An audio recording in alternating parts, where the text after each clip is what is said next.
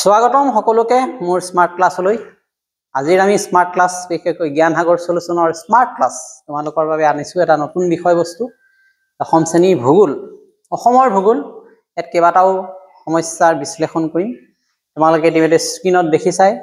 তেতিয়াহ'লে আহাচোন আমি পোনে পোনে আজি আমাৰ আলোচনা কৰিবলগীয়া মূল বিষয়বস্তুলৈ যাওঁ। আমাৰ স্ক্ৰীনত এয়া দেখাইছে অসমৰ পৰিবহন ব্যৱস্থাৰ উন্নয়নৰ কিছুমান অন্তৰায় আছে। গতিকে এইটো তোমালোকৰ চেপ্টাৰ আছে অসম ভূগোল। কেতিয়াবা আমি আলোচনা কৰিবলগীয়া হ'ব অসমৰ পৰিবহন ব্যৱস্থাৰ উন্নয়নৰ অন্তৰায়বিলাকৰ বিষয়। গতিকে প্ৰতিটো বিষয় আমি স্পষ্টকৈ আলোচনা কৰিম। গতিকে তোমালোকে মন দিলেই পাৰিবা, লাগিলে তোমালোকে পাঠ্যপুথিখন উলিয়াই লোৱা, তাৰ লগত মিলাই তোমালোকে চেষ্টা কৰিবা বুজিবলৈ। ভূমিকা: অসমৰ পৰিবহন ব্যৱস্থা ৰাজ্যখনৰ যি অৰ্থনৈতিক সামাজিক বিকাশ আছে তাৰ মূল আধাৰ বেছ। তথাপিও এই ব্যৱস্থাটোৰ এতিয়াও পূৰ্ণ বিকাশ হোৱা নাই। ইয়াত বহুতো বাধা বিঘিনি হৈ দেখা দি আছে। ইয়াৰ কাৰণ কি, ক'ত ক'ত সমস্যা হৈছে আজি চাওঁ আহাচোন তেতিয়াহ'লে। গতিকে আমি প্ৰথমে অসমৰ পৰিবহন ব্যৱস্থা উন্নয়নৰ 5টা মুখ্য অন্তৰায় চিলেক্ট কৰিছোঁ তোমালোকৰ কাৰণে। বিশেষকৈ প্ৰথমটো হৈছে ভিন্ন ভূ প্ৰকৃতিৰ অসুবিধা। অসমখন পাহাৰীয়া, ভৈয়াম, জনজাতি ভিন্ন ধৰণৰ ভূ অৱয়ৱে আৱৰা। এতিয়া অসমত কি আছে তেতিয়াহ'লে? পাহাৰ আছে, পৰ্বত আছে, সমভূমি আছে, মালভূমি আছে, প্লাৱনভূমি আছে, জলাশয় আছে, একেলগে আছে। গতিকে এইবিলাকৰ ৰাস্তা ঘাট বনোৱাটো ইমান সহজ নহয়, হয়নে? এইটো এটা ডাঙৰ সমস্যা আমাৰ। ইমান সমতলো নহয়, ইমান মালভূমিও নাই, এনেকুৱা ধৰণৰ বহু কথা আছে। যি কি নহওক, এই ভৌগোলিক বৈচিত্ৰ্যই কি কৰিছে সমস্যাটো ক'ত? বাট পথ, ৰেলপথ, বিমান পথ নিৰ্মাণত বহু অসুবিধাৰ সৃষ্টি কৰিছে। এটা উদাহৰণ ল'লে তোমালোকে একদম সহজে বুজি পাবা। এইটো উদাহৰণটো চোৱা, যে উদাহৰণ পাহাৰীয়া অঞ্চলৰ কথা কৈছো। তাত যদি আমি খান্দিব লাগে হয় কিবা এডোখৰ ঠাই বহাবলৈ, যথেষ্ট কঠিন হ'ব। তাত শিল থাকে। বন্যপ্ৰৱণ অঞ্চলত বাট পথ বনাবলৈ বহু অসুবিধা, বন্যপ্ৰাণী থাকে। গতিকে এইবিলাক সমস্যা। কি নহওক, 1 নম্বৰটো তেনেকুৱা সমস্যা। 2 নম্বৰত কি আছে? বাট পথ নিৰ্মাণৰ প্ৰযুক্তিগত সীমাবদ্ধ। গতিকে আমাৰ ইয়াত যিবিলাক বাট পথ নিৰ্মাণ কৰে, য'ত প্ৰযুক্তি ব্যৱহাৰ হয়, ব্যৱহাৰ নোহোৱা নহয়, হৈ আছে, কিন্তু যি উন্নত প্ৰযুক্তি ব্যৱহাৰ হ'ব লাগিছিলে হ'ব নাই পৰা। তাত কিছুমান সীমাবদ্ধতা আছে। গতিকে অসমৰ এই মাটিৰ গুণাগুণ ঠাই বিশেষে উপযুক্ত নহয়। একোটা ৰাস্তা বনাই যোৱাৰ পিছতেই কিছু বৰষুণ দিলে মাটি উটি যায়, ৰাস্তা উটি যায়, মাটি খহি যায়, তেনেকুৱা ধৰণৰ কথা আছে। বৰষুণৰ ফলত বাট পথ সঘনাই নষ্ট হয়, হয়নে? লগতে আধুনিক যিটো কৌশল আছে, প্ৰযুক্তি প্ৰয়োগ নকৰাৰ ফলত বাট পথ অলপ দিনতেই নষ্ট হয়। সাধাৰণতে পৰম্পৰাগত পদ্ধতিৰে আলকাতৰা, শিল এইবিলাক ঢালি পেলাই ৰাস্তা বনায়। এনেকুৱা আধুনিক যুগত এতিয়া টেকনলজিৰ উন্নত পৰিৱেশৰ যুগত আগৰ পৰম্পৰাগত এইবিলাকে ৰাস্তা ঘাট বনাই থাকিলে এই পৰিবহন ব্যৱস্থাটো স্থায়িত্ব নহয়।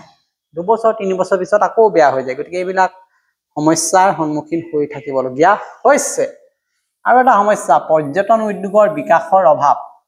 আমাৰ অসমখন চৌপাশে গছ গছনি, জীৱ জন্তু, জলাশয়, নদ নদী, উপনদী, এটা সুন্দৰ প্ৰাকৃতিক পৰিৱেশ। ইয়াত এটা সম্ভাৱনা আছে পৰ্যটন উদ্যোগৰ, কিন্তু পৰ্যটন উদ্যোগটো যিমান আগবাঢ়িব লাগিছিল নাই আগবঢ়া। তাত বিকাশ হোৱা নাই, অভাৱ হৈছে।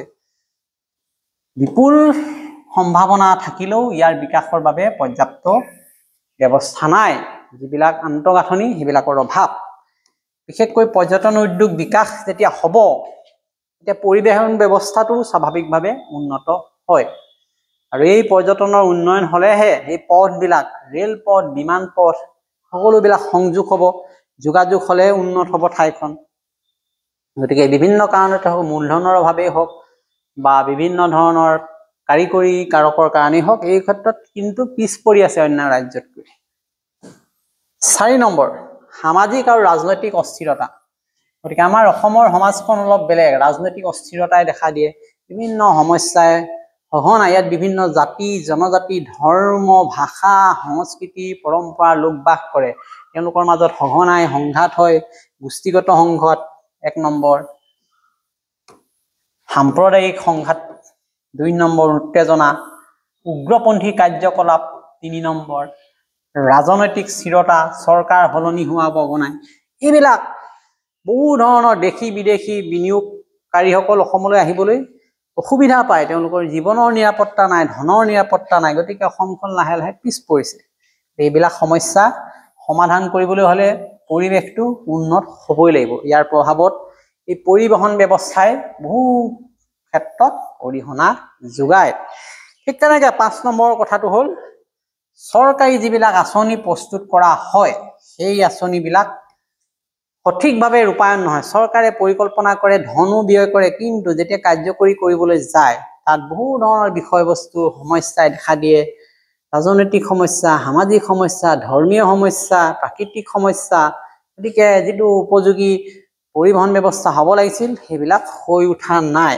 চৰকাৰে পৰিবহণৰ উন্নয়নৰ বাবে আঁচনি গ্ৰহণ নাই কৰা বুলি ক'ব নোৱাৰি, কৰিছে, কিন্তু সেইমতে বহু পলমকেহে কাম হৈছে। এতিয়া 4 লেনৰ কথাটো কৈছোঁ, আমাৰ 4 লেনটো হ'ব লাগিছিলে অতি শীঘ্ৰে, যিটো 4 লেন এটা হ'বলৈ 10 বছৰ 15 বছৰ প্ৰয়োজন হৈছে। ইয়াৰ কাৰণ কি?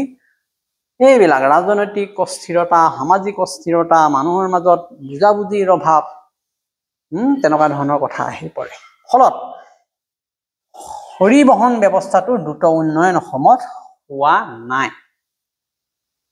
যি কি নহওক, এতিয়া আমি চাওঁ শেষত সাৰাংশ হিচাপে অসমৰ পৰিবহণ ব্যৱস্থাৰ বিকাশৰ ক্ষেত্ৰত বাধাগ্ৰস্ত হোৱাৰ মূল কাৰণখিনি ইতিমধ্যে আমি ক'লোৱে। ভৌগোলিক বৈশিষ্ট্য, প্ৰযুক্তিগত সীমাবদ্ধতা, সামাজিক অস্থিৰতা, আঁচনিৰ দেৰিকৈ ৰূপায়ণ, এইবোৰ সমাধান যদি নহয় তেনেহ'লে কি হ'ব? তেনেহ'লে অসমৰ পৰিবহণ ব্যৱস্থা অৰ্থনৈতিক বিকাশৰ মূল দিশত এক বাধা হিচাপে থিয় দিব। গতিকে মৰমৰ ছাত্ৰ ছাত্ৰীসকল, আমি এতিয়া আজি আলোচনাত কেইবাটাও নতুন নতুন শব্দ পালোঁ, কিৱৰ্ডছ, যে ভূপ্ৰকৃতি, টপ'গ্ৰাফী।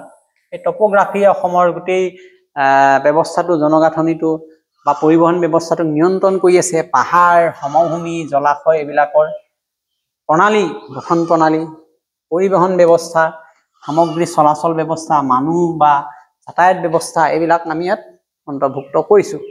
আৰু অন্তৰায় বা অবষ্টাকলবিলাক কি? যিবিলাক বাধা উন্নয়নৰ ক্ষেত্ৰত দেখা দিয়া বাধাবিলাকে কয় অন্তৰায় বা অবষ্টাকল। গতিকে মৰমৰ ছাত্ৰ ছাত্ৰীসকল, তোমালোকে ইতিমধ্যে এটা অতি গুৰুত্বপূৰ্ণ বিষয়বস্তুৰ ওপৰত এটা নতুন আলোচনা দেখিলা। তোমালোকৰ ইয়াৰ পৰা মনত নিশ্চয় বিভিন্ন প্ৰশ্ন উদ্ভৱ হ'ব। এই প্ৰশ্নবিলাকৰ উত্তৰটো ইয়াতে তোমালোকে বিচাৰি পাবা। গতিকে এনেধৰণৰ ভিডিঅ' চাই থাকিবলৈ, পাই থাকিবলৈ তোমালোকে জ্ঞান সাগৰ সলিউশ্যন চেনেলটো ছাবস্ক্ৰাইব কৰি ল'বা ইউটিউবত। লগতে মোৰ যিখন পেজ আছে ফেচবুক পেজ, সেই পেজতো এই বিষয়ে তোমালোকে পাবা, নিশ্চয় ফ'ল' কৰিবা পংকজ বৰা নামটো। গতিকে এনেধৰণৰ ভিডিঅ' আকৌ এটা নতুন ভিডিঅ' লৈ অহা প্ৰতিশ্ৰুতিৰে আজি লৈ আহিছোঁ। ধন্যবাদ।